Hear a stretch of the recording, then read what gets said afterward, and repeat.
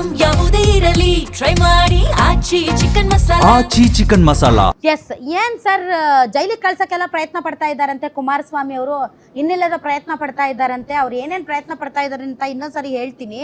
ಅಣ್ಣ, ಅಪ್ಪಾಜಿ ಅಂತ ಕುಮಾರಸ್ವಾಮಿ ಅವ್ರನ್ನು ಮತ್ತು ದೇವೇಗೌಡರನ್ನ ಸಂಬೋಧಿಸಿದ್ರು. ಇವತ್ತು ರಿಯಲ್ ಎಸ್ಟೇಟ್ ದಂಧೆ ನಾನ್ ಮಾಡಿದ್ನಾ?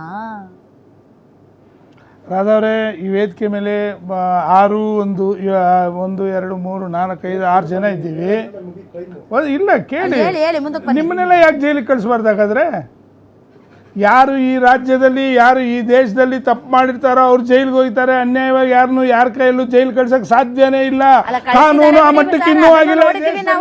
ಕಾನೂನು ಅನ್ನೋದು ಈ ದೇಶದಲ್ಲಿ ಇನ್ನೂ ಉಳ್ಕೊಂಡೈತೆ. ಆ ರೀತಿಯಾಗಿ ಹೋಗಿದ್ರೆ ಇರುವವರನ್ನೆಲ್ಲ ಜೈಲಿಗೆ ಕಳಿಸ್ಬೇಕಾಗಿತ್ತು. ಯಾರನ್ನ ಕಳಿಸ್ತಾ ವಾಷಿಂಗ್ ಮಷಿನ್ ಹಾಕಿ ಕಳಿಸಿ, ವಾಷಿಂಗ್ ಮಷಿನ್ ಹಾಕಿ ರೆಡಿ ಮಾಡಿ ಅವ್ರನ್ನ ಒಳ್ಳೆಯವ್ರನ್ನಾಗಿ ಮಾಡಿ ಹೊರಗಡೆ ಬಿಡ್ತಾವ್ರೆ ಸರ್. ಅಲ್ಲ, ಮಾಡಿರೋ ಕರ್ಮ ತೊಳೆದ್ಬಿಟ್ಟು ಕಳಿಸ್ತಾರೆ. ಒಳ್ಳೆ ತೊಳೆದ್ಬಿಟ್ಟು ಕಳಿಸ್ತಾರೆ. ಅಲ್ಲ, ಈಗ ಜೈಲುಗಳು ಬೇಕಾಗಿಲ್ಲ, ಬಿಜೆಪಿ ಪಕ್ಷ ಒಂದೇ ಸಾಕು ಕ್ಲೀನ್ ಮಾಡಕ್ಕೆ. ಇಲ್ಲ, ಅದು ನಮಗೆ ಸಂಬಂಧ ಇಲ್ಲದೆ ಇರೋಂಥ ವಿಚಾರ. ನಾನು ಹೇಳ್ತಾ ಇರ್ತಕ್ಕಂಥದ್ದು ಬಿಡದಿ ವಿಷಯದಲ್ಲಿ ನೀವು ಸ್ಪಷ್ಟವಾಗಿ ಕೇಳಿದ್ದೀರಾ. ಕರ್ನಾಟಕ ರಾಜ್ಯದಲ್ಲಿ ಅಥವಾ ಭಾರತ ದೇಶದಲ್ಲಿ ಈ ಒಂದು ನಮ್ಮ ಪ್ರಜಾಪ್ರಭುತ್ವದಲ್ಲಿ ಯಾರೇ ತಪ್ಪು ಮಾಡಿರಲಿ ಶಿಕ್ಷೆ ಆಗ್ತಕ್ಕಂಥದ್ದು, ಅದಕ್ಕೆ ಸಾಬೀತಾದರೆ ಶಿಕ್ಷೆ ಆಗ್ತಕ್ಕಂಥದ್ದು ಸ್ಪಷ್ಟ. ಅದು ನಾನೇ ಆಗಿರ್ಲಿ, ನೀವಾಗಿರ್ಲಿ, ಇಲ್ಲಿ ಕೂತಿರೋರಾಗಿರ್ಲಿ, ಮುಖ್ಯಮಂತ್ರಿಗಳಾಗಿರ್ಲಿ, ನೀವು ಮಾಡಿರೋ ಕರ್ಮಕ್ಕೆ ನೀವು ಹೋದ್ರೆ ನಾವ್ಯಾರು?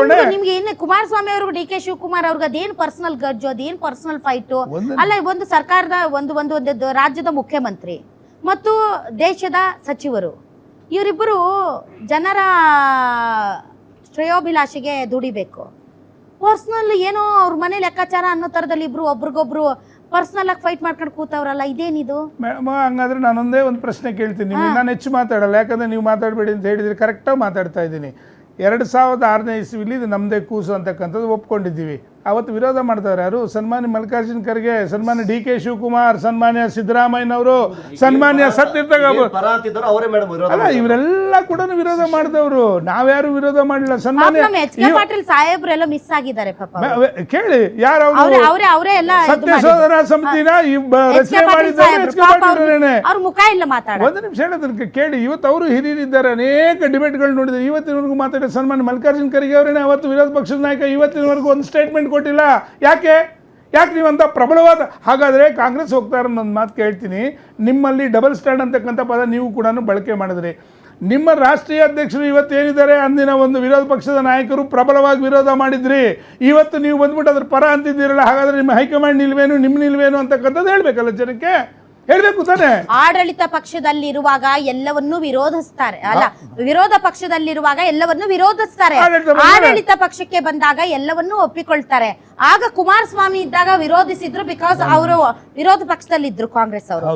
ಈಗ ಆಡಳಿತ ಪಕ್ಷಕ್ಕೆ ಬಂದಿದ್ದಾರೆ, ಹೀಗಾಗಿ ಅವರು ಅದನ್ನ ವಿರೋಧಿಸುತ್ತಿಲ್ಲ. ಅವರು ತನ್ನದೇ ಎಂದು ಭಾವಿಸಿ ಅದನ್ನು ಮಾಡ್ತಾ ಇದ್ದಾರೆ. ಜನ ಇದನ್ನ ಸೂಕ್ಷ್ಮವಾಗಿ ನೋಡ್ತಾ ಇದ್ದಾರೆ. ನಾನು ಹೇಳ್ತಾ ಇರ್ತಕ್ಕಂಥದ್ದು, ರೈತರು ಒಂದೇ ಒಂದು ಮಾತು ಕೇಳಿದ್ದಾರೆ, ಬ್ರದರ್ ನೀವು ಒಪ್ಕೋಬೇಕಾಗುತ್ತೆ. ನೀವು ಯಾವ ಅಂಕಿಅಂಶನ, ಯಾವ 80% ಏನೂ ತೋರಿಸ್ಬೇಡಿ. ನೀವು ಸರ್ವೆಗೆ ಬರೋವಂಥ ಸಂದರ್ಭದಲ್ಲಿ ಯಾರು ನಾವು ಕೊಡಲ್ಲ ಅಂತಕ್ಕಂಥವ್ರನ್ನ ಜಂಟಿ ಸರ್ವೆ ಮಾಡೋವಂಥ ಸಂದರ್ಭದಲ್ಲಿ ಇಂಬರೇ ಕೊಡಿ. ನೀವು ಜಿಲ್ಲಾಧಿಕಾರಿಗಳು ಯಾಕೆ ಇಷ್ಟು ಒದ್ದಾಡ್ತಾ ಇದ್ದೀರಾ? ಸರ್ಕಾರಿ ನಿಯಮಾವಳಿನ ಅನುಸಾರವಾಗಿಯೇ ಕೊಡಿ. ಹೌದಪ್ಪ, ನೀನಿಲ್ಲ, ನೀನು ಕೊಡಲ್ಲ ಅಂತ ಇದ್ದೀನಿ, ಇಂಬರ ಕೊಡ್ತಾ ಇದ್ದೀನಿ.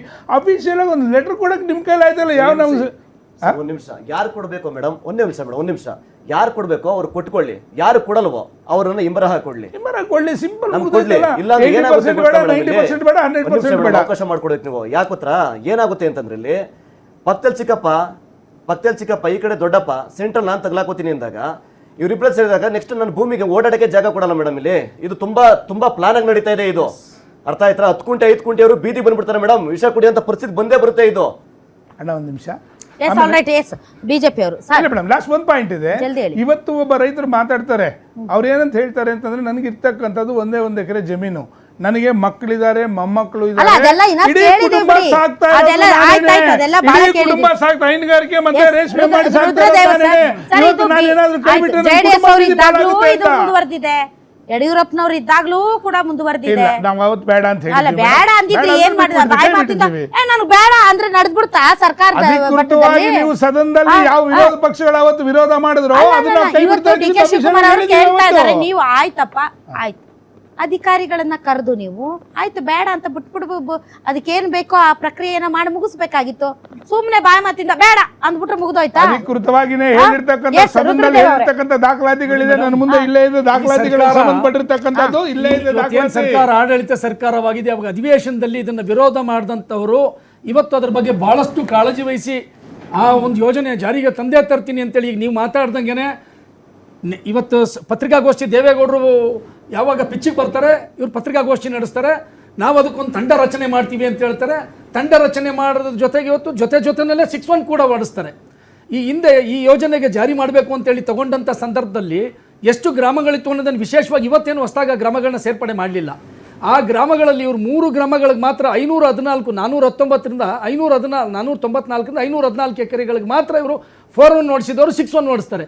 ಏನಿದೆ ಅದರೊಳಗೆ ಕರಾಮತ್ತು? ಇವಾಗ ಪತ್ರಿಕಾಗೋಷ್ಠಿ ಮಾಡ್ತಾ ಇರ್ತಾರೆ, ಸರ್ಕಾರದ ಜೊತೆನಲ್ಲೇ 6-1 ನೋಡಿಸ್ತಾರೆ. ಇದರಿಂದ ಕರಾಮತ್ ಏನಿದೆ?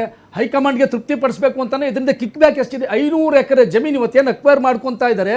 ಈ ಜಮೀನಿನಲ್ಲಿ 500 ಎಕರೆಗೆ ಒಬ್ಬೊಬ್ಬರು ಹಿಂಬಾಲಕರುಗಳಿಗೆ ಯಾವ ವ್ಯಕ್ತಿಗಳು ಅಂತೇಳಿ ನೇರವಾಗಿ ಕನ್ನಡಿ ಅಂಗೈನಲ್ಲಿರೋ ಕನ್ನಡಿ ರುದ್ರದೇವ್ ಸರ್ ಹಿಂಗೆ ಹೇಳ್ತೀರಿ. 2028 ಚುನಾವಣೆಗೆ ಇದರಿಂದಾನೇ ದುಡ್ಡು ತೆಗಿತಾರೆ ಅಂತ ಹೇಳ್ತಿದ್ದೀರಾ? ಹೇಳೋ ಹಂಗೆ